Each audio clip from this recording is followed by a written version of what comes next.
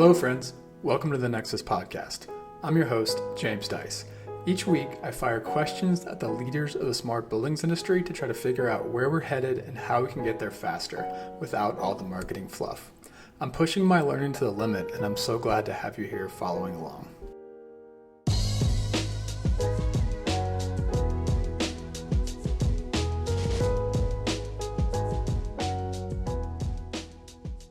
Episode 66 is a conversation with Cara Carmichael, principal at Rocky Mountain Institute, a.k.a. RMI.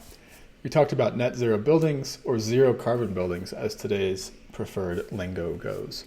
We dove deep into each of the major pieces of making buildings zero carbon and talked about where we are today versus where we need to be, which led to a great discussion on trends and innovation needed for each. This left me energized and hopeful, and I hope it does the same for you. We have a lot of work to do together, my friends. Please enjoy Nexus Podcast episode 66. All right. Hello, Cara. Welcome to the Nexus Podcast. I'm so glad to have you. Can you introduce yourself? Yeah, thanks, James, for inviting me to join. I'm excited to be here today. I am a principal with RMI's buildings program, and so we're working on decarbonizing the building sector to align with a 1.5 degree climate target as stated by the IPCC. Cool.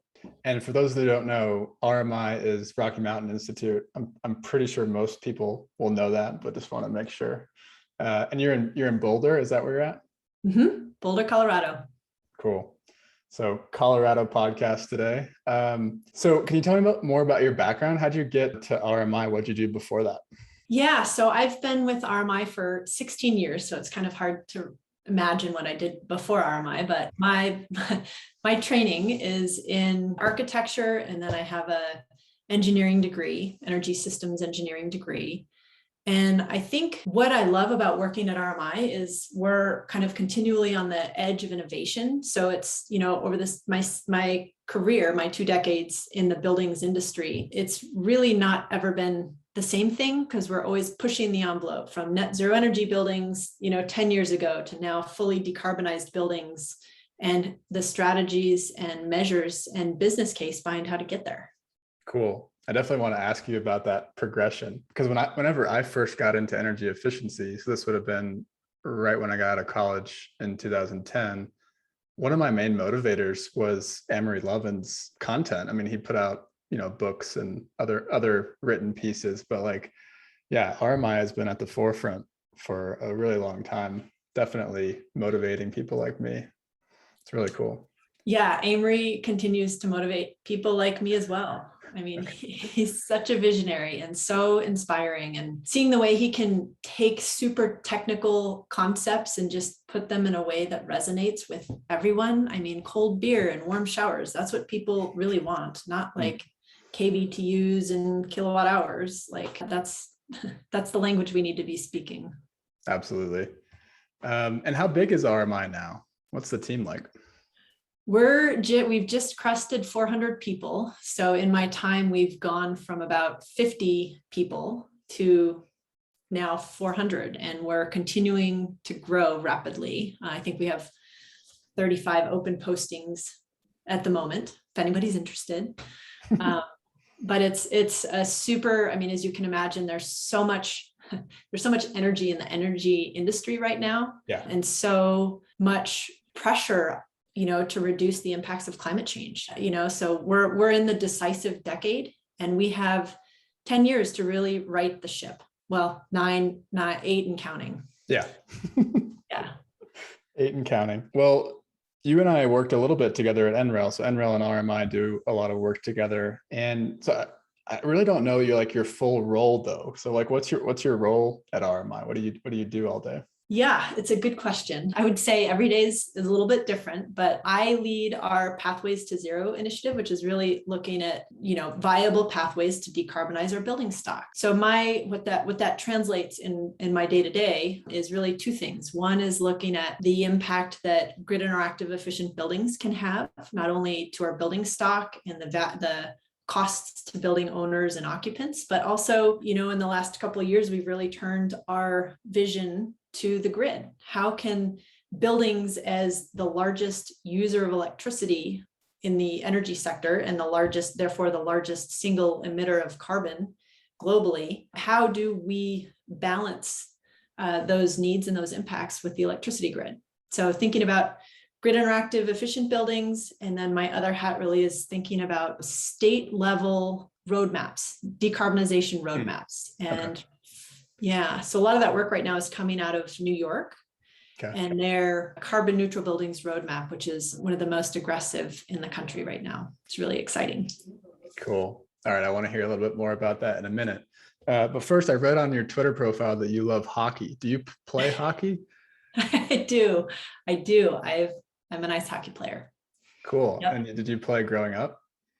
I played in ever since middle school and was lucky enough. I mean, women's ice hockey back then it was just kind of starting up in the US. So we were kind of one of the handful of teams, and we were able to go to nationals a couple of years in both high school and college. And little team from Colorado, we got thumped by those in Minnesota and Canada and Connecticut. So I would say it's a passion. I'm not NHL. Yeah, I grew up playing soccer, and so I still play soccer, and it's the same thing. It's men's over 30 Sunday league. Yep. Definitely nowhere near the English Premier League. Yeah, exactly. Yes. Cool. That's fun. Hockey is like the one sport. So I grew up playing all kinds of sports. Hockey is the one sport that I like. If I'm watching it, I have to ask questions the whole time because I have no idea what's going on. So, all right, let's dig into decarbonization of buildings. So I want to frame this in terms of like you said, we have a limited number of years to act. I want to frame this in terms of where we are today versus what we have to get to. I thought that'd be a fun way to kind of frame the conversation. But first, I think we should set a little context. For those that are listening to this, it's probably the rare listener here, but why do we need to decarbonize our buildings? Maybe we start there. Yeah, well, there's I guess three reasons that I can think of: health, economics, and the environment. So I'd say from a health standpoint, we're realizing that there's a lot of obvious health implications due to the warming of the climate and outdoor air quality issues contributed in large part by our buildings, but also our indoor air quality is suffering. And a lot of that is due to natural gas being burned in our homes, primarily to some degree in our offices, but less in our commercial buildings. But in our homes, emerging research from Stanford is showing that the indoor air quality is way worse than the outdoor air quality.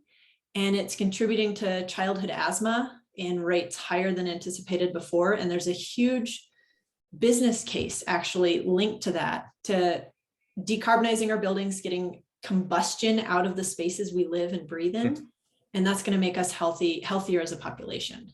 From an economic standpoint, I think we've always known efficiency is a great cost saver, and it's, by and large, the most economic improvements you can do in a building. So we need to kind of continue on that thread, adding more intelligence and electrification and leveraging the distributed energy resources, solar and storage, that are becoming more ubiquitous.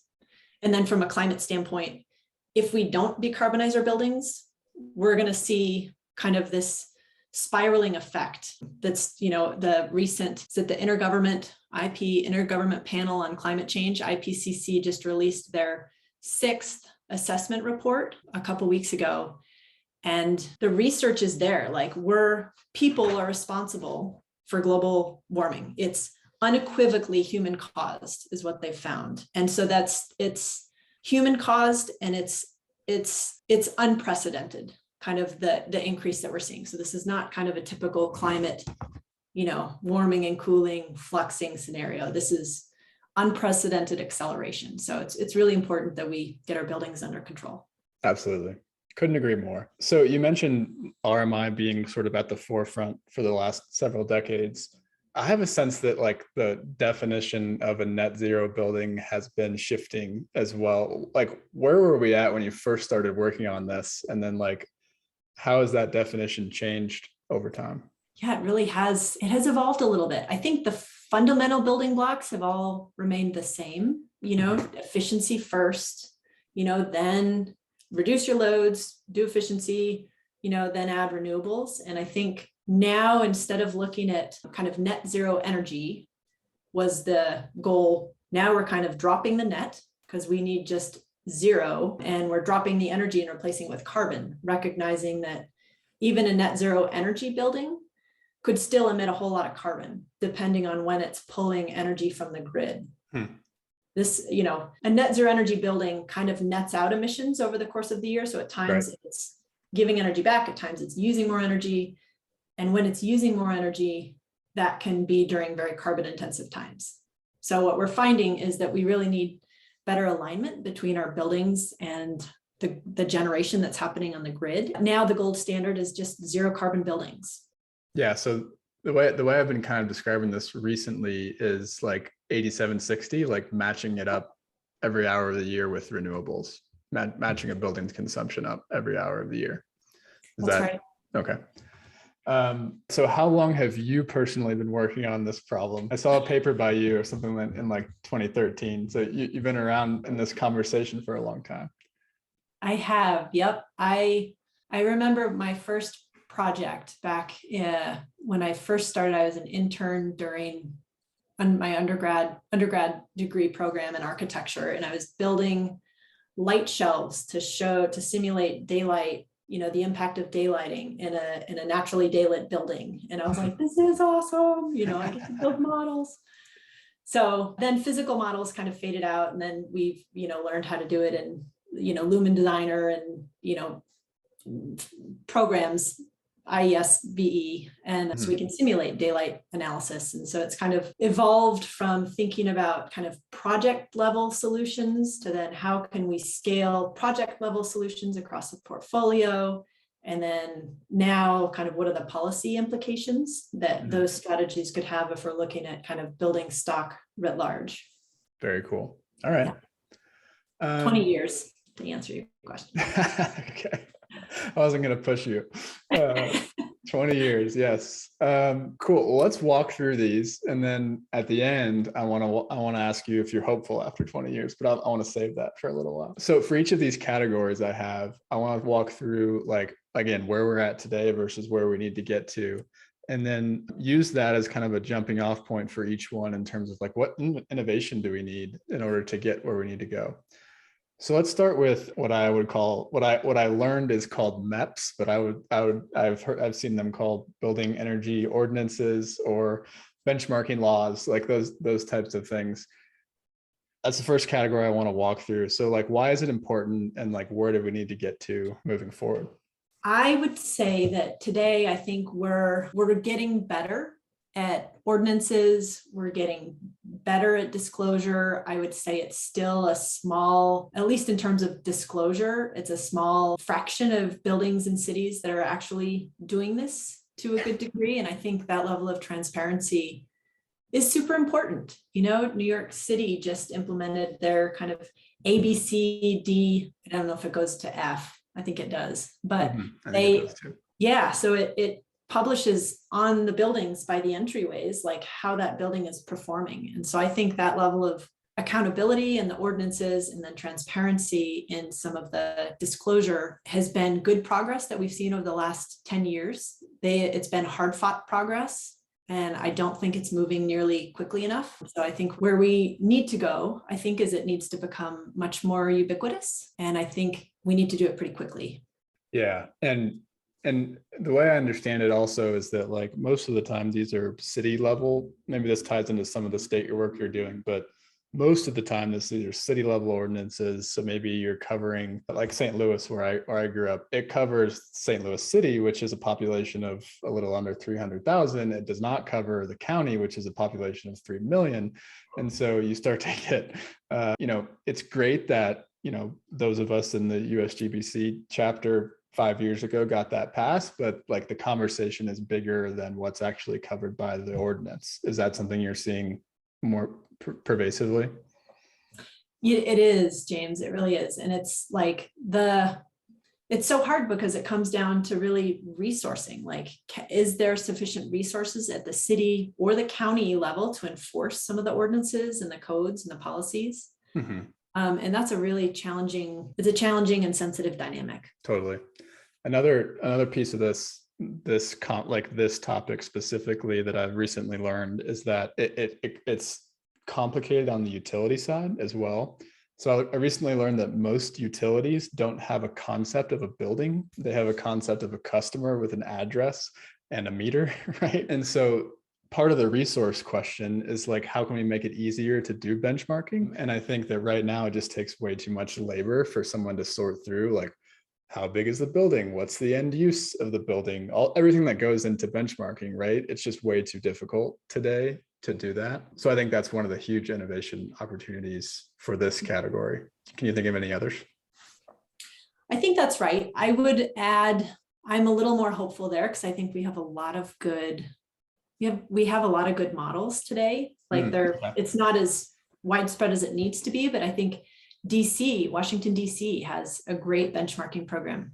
New York City, maybe even extending to the state, but they have a great website that's totally transparent. You can zoom in and out on your building and color coded. City of Boulder, Colorado has a similar, like a circle map. How big is your energy use intensity, based on your address. So I think we have good models. Yeah, Denver has a dashboard as well. You can zoom in, look at individual buildings, and I think it's color coded. Yeah, I think I'm hopeful there as well because it feels simple. If we look at the other categories we're about to walk through, it does feel simple to do benchmarking. Yeah. Right. Yeah, totally. Cool. All right, let's talk about energy codes next. So where are we at today and where do we need to get to net zero by a certain date in the future? Yeah, so I don't know if you had a chance to attend. There's a National Energy Codes Conference a couple of weeks ago, virtual.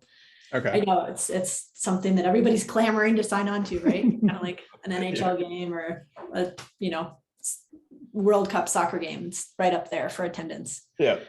But it was really good. And Mark Chambers from the White House Council of Environmental Quality, he spoke. And I honestly, I didn't expect to walk into the codes conference and come out like super inspired and motivated. And cool. I did. All right. So if you catch that, if you have a chance to watch that recording, I thought it was just spot on and really smart. And it talked about the need for this country to step up our codes. And similar to the ordinances, like codes, they're enforced at the local level, at city or county.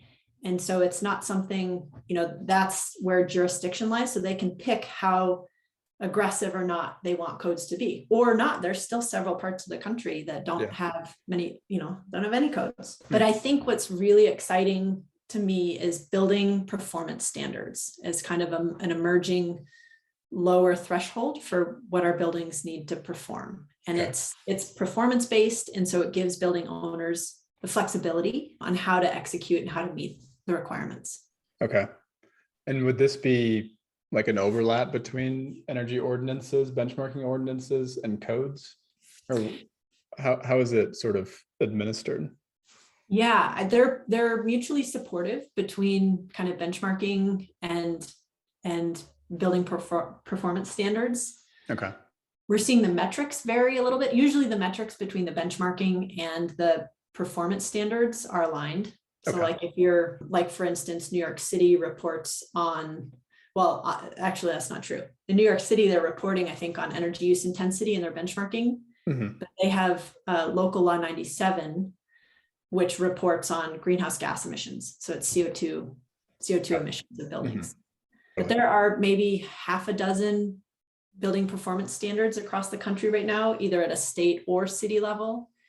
And some use Energy Stars, some use energy use intensity, some use greenhouse gas emissions. There's no kind of one size fits all right now. And I do want to rope in our European and Australian listeners here. There are similar standards being developed in major cities. I know London is one where I just saw the other day that people are like, well, if an office building is at an F, right, it's going to be unleasable. That's written into their code locally. So really cool stuff happening in other geographies as well. So what are your thoughts though? Like, it seems like we have codes, and the way I understand it when I used to design HVAC systems is that, local municipality decides to adopt a certain version of ASHRAE 90.1 or some sort of international code, right? And what we need to get to is like a net zero code, like either the performance is net zero or the like a 90.1 would specify what would result in net zero. So we need to get every location in the world to have that code as mandatory by, we don't know what date, but what are your thoughts on how we make that happen, I guess? Yeah, I know it's when you put it that way, it's definitely not something to, pass by at. It's a big challenge. I think there are movements, recognizing that the current International Energy Code is not zero carbon ready. Even right. There are movement by New Buildings Institute, by RMI and others. ASHRAE is putting out a code to start to put forth an alternative that is zero carbon and 1.5 degree aligned. So I think that's forthcoming. There were some big changes in the international, the IEC last year as to how they set up and approve. So I think we're all still waiting to see how that will shake out a little bit. But I think as good of a code as we can design, unless it's kind of adopted by different jurisdictions, then, it's challenging to make an impact there. Hopefully we can, advance adoption techniques, outreach, education, resources at the county level to help build enforcement, workforce training, et cetera, so that we can enable more folks to adopt advanced codes. You mentioned net zero ready. This is going to tie into what we're about to talk about. Can you define what that means? Yeah, so zero carbon ready. Zero carbon ready. Okay. Yeah, so at RMI we see and elsewhere, there really are 4 key pillars to decarbonization, and that's all electric buildings, super efficient buildings. They need to have demand flexibility, and they need to leverage solar and storage, so distributed energy resources. And that's for an existing building specifically. So those are kind of the 4 key ingredients to decarbonize your building. It's like going on a diet, that's the recipe. Got it. Before we jump into those 4, I'd like to jump into them each individually. A lot of times building on energy codes are talked about in context of new buildings. So can you talk about what makes me nervous is when I think about embodied carbon. Can you talk about where we're at today versus where we have to get to in that arena? Yeah, so embodied carbon is the amount of emissions that's associated with the materials in a building. And it's particularly focused on new construction, but like the extraction, manufacturing, transportation of those materials to build a new building. And that counts for 11% of global carbon emissions. So it's not something that we can ignore. It's complicated because it's wrought in industry. It's not just buildings. It's like we need to factor other sectors, industry and transportation. But it's also hard to track, what furnace is your steel kind of made in, and that because different furnaces have different types of embodied carbon, different emissions rates. Totally. But we're getting better at it through EPDs, environmental product disclosure forms, and we're learning more about how to curtail it. Hey guys, just another quick note from our sponsor, Nexus Labs, and then we'll get back to the show. This episode is brought to you by Nexus Foundations, our introductory course on the smart buildings industry. If you're new to the industry, this course is for you. If you're an industry vet but want to understand how technology is changing things, this course is also for you. The alumni are raving about the content, which they say pulls it all together, and they also loved getting to meet the other students on the weekly Zoom calls and in the private chat room. You can find out more about the course at courses.nexuslabs.online. All right, back to the interview. All right, let's talk about the 4 pillars. So the first one is, you said super efficient. Well, I don't know if that was the first one you said, but that's the first one I'm going to bring up. We basically, the way I understand it, need to retrofit almost every building in the next 30 years or 28 and a half, wherever we're at. How do we get there to that retrofit end goal? So in the US, as a microcosm of the rest of the world, there are 100 million buildings, and we retrofit about 1 million buildings a year. So we have a 1% retrofit rate. Right. In order to decarbonize, we need a 4x increase. We need to be retrofitting like 4% of our building stock per year, our existing building stock. And we need to get all of the new buildings also to this, super efficient, all electric, flexible model.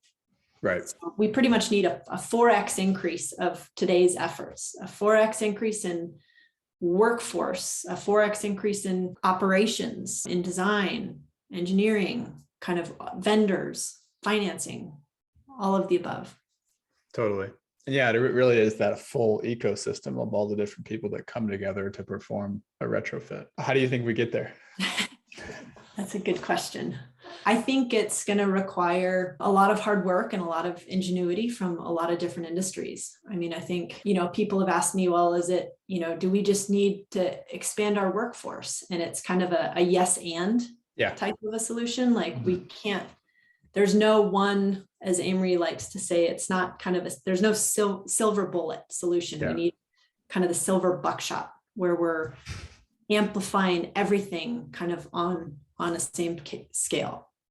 That said, I will say we also need to get smarter about how we do things. I mean, our construction, our single family construction, custom construction model has remained the same for the last 50 years. Like the level of efficiency from kind of the labor force on site hasn't changed. And so I think we're seeing some really exciting movement about, for prefabrication and modularizing components and industrialized solutions. And at the forefront of that is Department of Energy's Advanced Building Construction Collaborative, which RMI is a part of.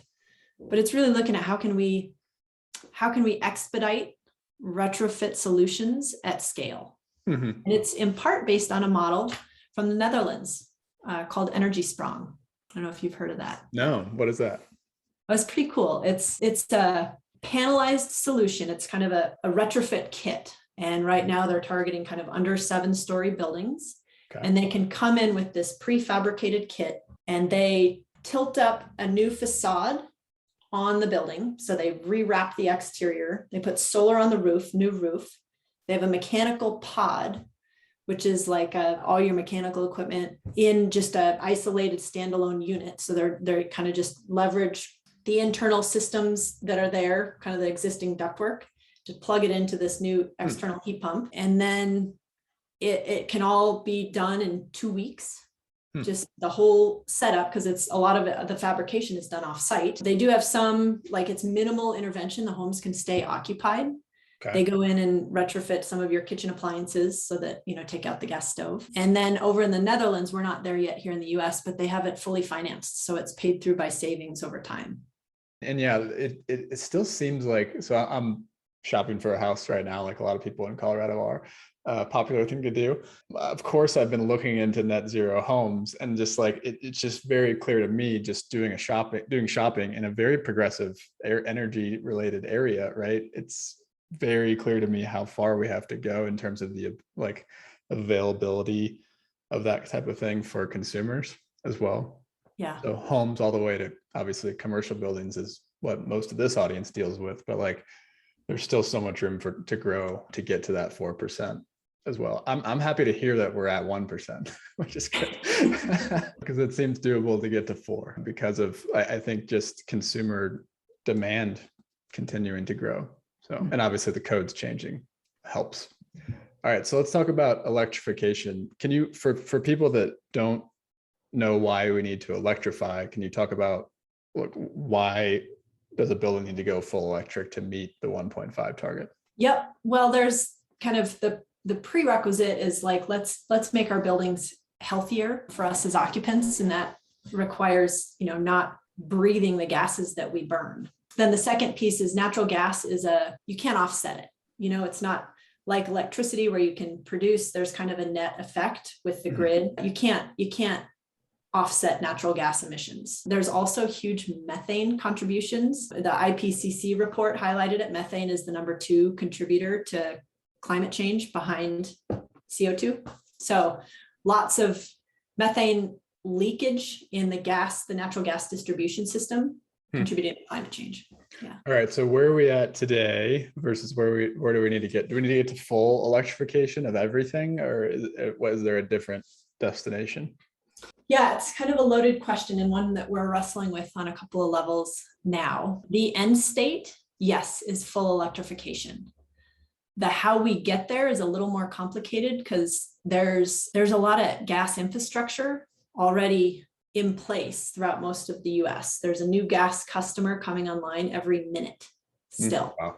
Okay. One thing that's tricky for the gas utility is if, if 99% of their customers at the end of one line pull off and electrify, and they still have one customer at the end of the line, they still need to provide gas to that one customer. And so then there's some utility price, there's some leveling that happens at kind of the Public Utility Commission level for infrastructure costs being passed on to, users. So I think the path forward is kind of twofold: partial electrification, and then being really strategic about what areas we electrify first. So we're not going in and fixing infrastructure that then we'll just abandon in the near term. But we need to decarbonize, we need to electrify homes in areas where the gas system is really old and leaky. Anyways, let's start there. Totally. A piece of this that I find interesting that I think is due for some scale is that even like if we look at just like in commercial buildings, space heating and water heating, right? People say the answer is heat pumps, but if you look at the number of available heat pumps just like on the marketplace, that like the production of heat pumps needs to scale up something like, I think it was like 6-fold or something like that to be able to meet that retrofit demand, right? So people are like rushing to buy stock in heat pump companies right now, but like that's it just kind of gets back to like, this is the entire supply chain that has to kind of change how we do things. We can't sell natural gas water heaters anymore. So we have to figure out what's the like replacement product. Am I right in the way that I'm thinking about that? You're exactly right. I mean, we need to think about what equipment and appliances are available and what we should be offering. So, states like New York are considering appliance standards, and phasing out. One iteration of that is you can't buy gas furnaces or gas water heaters at a certain date in the future, so kind of ramping down on that equipment. Totally. I mean, there is precedence for that, right? If you think about like fluorescent tube lighting getting phased out, that happened in the last 10 years or so. It seems like we can continue to do that for other technologies. All right.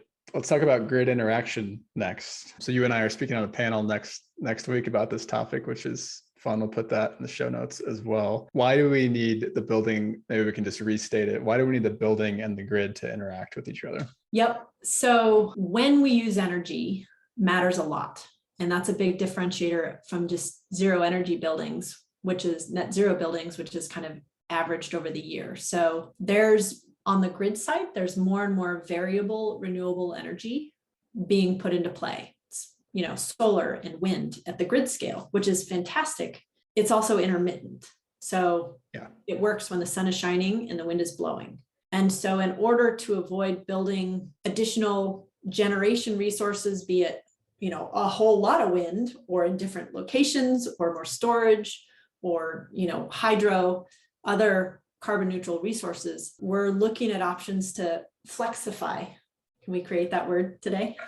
Flexify our building stock so that we can actually shift when buildings are using energy to when the sun is shining and the wind is blowing. And we can do that in a way that doesn't harm the occupants, or doesn't impact the fundamental purpose behind our buildings. I know we're going to talk about this a lot next week. I have my own opinions that I'll save for that conversation, but what innovation do you think needs to happen in order to allow that?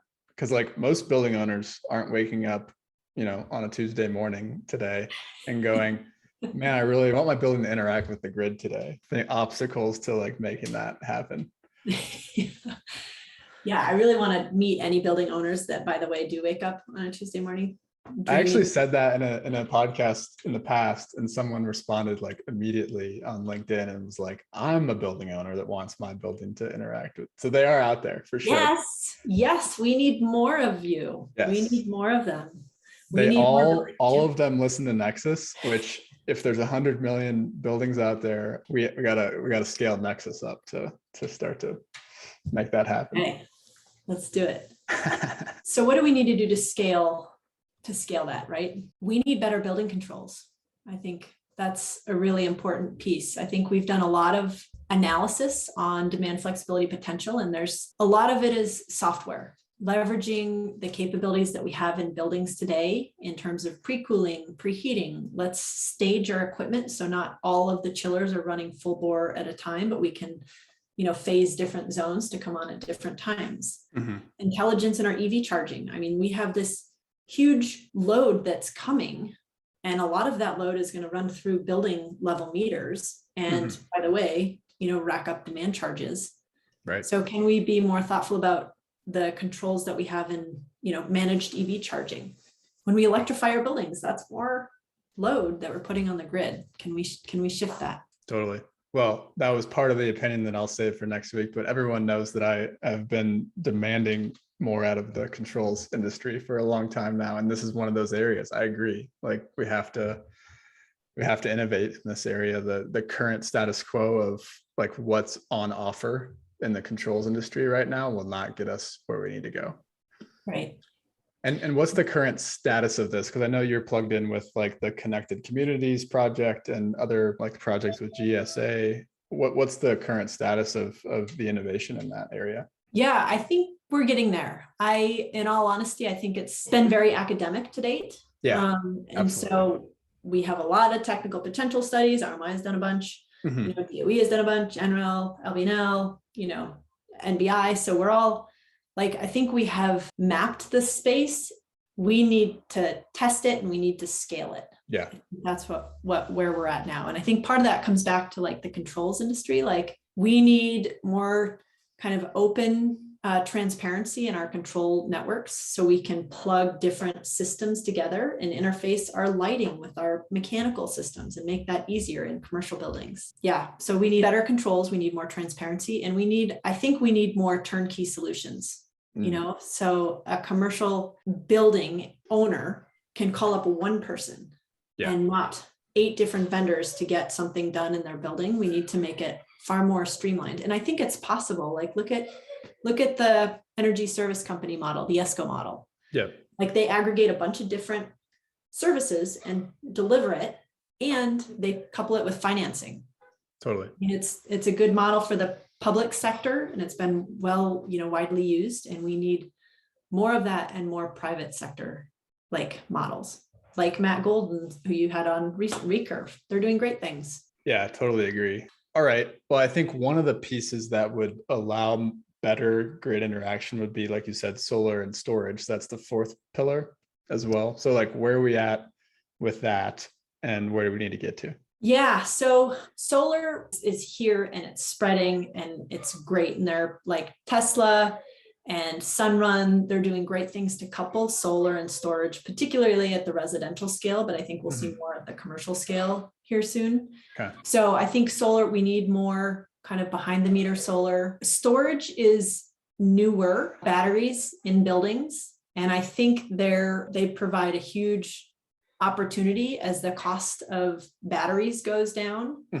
And more utilities are adopting demand time-based rate structures. So commercial buildings often get hit, above 50% of your utility bill in a commercial building could be demand charges. Right. And so if we can find a way to leverage cheap batteries to, balance not only demand charges and carbon, co-optimize those two, I think there's huge potential for the battery industry. Totally. And this is another area where I feel like turnkey solutions are important. We can't, especially as the buildings get smaller and smaller. I'm writing a white paper right now on buildings under 50,000 square feet. And especially when you get into that arena, of which there are like 5.5 million of them, you start to not, like, you can't go to one of those business owners and say, I'm going to sell you batteries, right?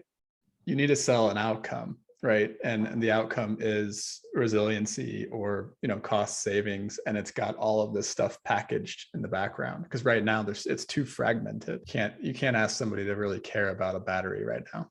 Yeah, I completely agree. And I think we're seeing more, we're going to see more and more, and we're seeing more and more already, like the as a service finance models where you pay over time, or like PACE models where there's no money up front and it can pass from tenant, through different tenant turnovers. I think PACE is a great model. It will continue. Yeah, this is an area where I feel like the Esko model, as it's being applied to more and more private sector buildings, it has to shift. So like in the past, we had like lighting as a service, right? That was kind of the first one that's kind of like really scaled up.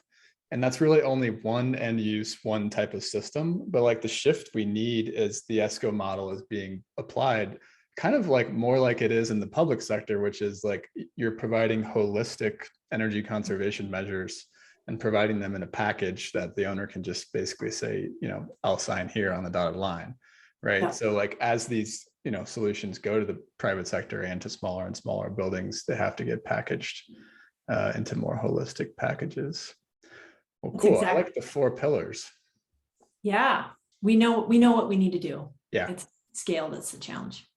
It's scale is the challenge, and it's like, but it's also like all of these things are being done somewhere, and so it's like they are doable. It's not like other areas of decarbonization where it's like we have to actually like invent something here. Like we have all the things. It's just a matter of packaging and scale. So as we walk through all of those, do you feel hopeful? This is probably a trapping question, but it's a great question, and it's real. There's climate fatigue for those of us who've been in the industry for so long, and it's like, oh my gosh, it's getting more and more daunting and pressing. I mean, I was in Lake Powell last week with my family on vacation, and that the water level in Lake Powell is like over 100 feet lower than kind of the high water mark. And it's because of drought. It's because of higher temperatures, and it's getting real in a lot of parts of the country, the Northwest, Texas, New York, Florida. I mean, we're all experiencing more extremes, and it's going to continue, and it's going to get worse. That part's scary, and it's real. Yeah. But I am hopeful. I feel like we're coming together around this issue in a way that I have never experienced in the past. Like the acknowledgement that it's real, and the effects, that everybody is feeling, and the kind of the recognition that this is something that's within our power to do something about. And it's a global problem. Like no one country can solve it, but we each need to play a role. And sometimes it's hard to get lost in like, what difference can I make? Every person can make a difference. And that's kind of what I hold on to. Like I have to do my part, and so I think there are a lot of great brains on it right now. We need a lot more great action on it in terms of scaling up workforce and everything. And I think we can get there. I want to give like a concrete example as to kind of some of these theories that we've been talking about in the 4 pillars. And so we've been working on a project here in Colorado. It's called the Colorado Residential Energy Retrofit District, and it's scaling decarbonization and building up, not only the solutions, but the vendors enabled to provide that. And we're working with, it's RMI and NREL and the Colorado Energy Office and Excel. And we're bringing on a whole bunch of implementation partners to test it on a neighborhood in Denver. Can we scale decarbonization and at a neighborhood scale, so 50 plus homes in the pilot, and then what are the impacts on the utility for Excel Energy that can have on their distribution? Like if we can make all these homes super efficient and flexible and all electric, will that enable them to, not upgrade transformers? Can we not upgrade transformers? And can we have distributed energy and batteries enough so that they can, they won't have to increase their transmission infrastructure? So we're kind of through some of these really exciting emerging pilots. I think there's definitely hope. I love it. That gives me hope. I'll have to check out in my home search what neighborhood that is. That'd be It's kind a of Central Park neighborhood. All right. If you're I'll check that out. Yeah. Very cool. Yeah, and I'm hopeful too, maybe for a different reason, which is just that I feel like all of these commitments that are being made, most of them at the corporate level, right? But we never got to your state work, but I feel like more and more states are setting commitments as well. And then obviously the local regulations. But my thought is like, we've never, like kind of like you said, being in this industry for so long, we've never had as much acceptance as we do now. And the second step after making a commitment is to say, how are we going to meet that commitment? And I think that's where a lot of companies are at right now, which is like, it's really not easy to make that strategy and then make that plan that comes out of that after the commitment's made. And so I feel like once we have some great case studies there, like we decarbonized in this way, and you can copy that, like you're saying with this neighborhood, I feel like that will make stuff happen faster. Because right now, I think a lot of corporations are kind of in this like, well, now we got to figure out what the hell we're going to do. And that's confusing, right? So it just seems doable. You knock down these next couple obstacles and it starts to open up a lot more scale. Yeah. Maybe we're crazy, but that's kind of how it feels to me. Yeah, I hope not. I mean, it's not the first time I've been called crazy, but yeah, me neither. Yeah, right. No, I think it's true. And I think that, the work that New York State has done in their carbon neutral buildings roadmap, which is public, it's actually, they just finished a public comment period. Okay. But there's kind of the framework on their website that I can send you to link. But I think it's a great exercise that touches on a lot of different bases, equity and measures and cost and benefit and policy. It's a pretty comprehensive roadmap that I think could be applicable not only at the state level, but at the private corporation level. Very cool. All right. Well, thanks so much. This has been so fun. Do you want to close with two truths and a lie? Okay, I will do my best. Okay. So I give you all three statements and then you decide. Yeah. So statement one, GSA has doubled energy savings in their retrofits using performance contracting. Statement two. Can you say that again one more time? Oh, sorry.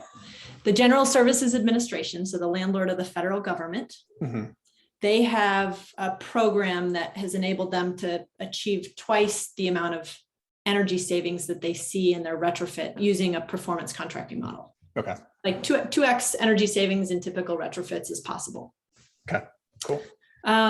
Statement for a given two. payback, for a given criteria. Correct. Got it. Okay, cool. Correct. Got it. Correct. Statement two, the system-wide value for grid interactive buildings is $500 million. Okay. Statement number three, building performance standards are being required in Colorado. I think it's 2 because the number's higher. Is that right? Yes. How much Very is good. it? What do you think? I should know this. I just read the GEB roadmap last week and the numbers in there. It was something with a 3 and it was something with $1 billion, but the digits I'm having trouble remembering. Yeah, no good. I didn't mean to put you on the spot. Their estimate is between 100 and 200 billion. 100 and 200 billion. Yeah. In power system cost savings from demand flexibility and efficiency. Cool. And the number that, it's mind blowing.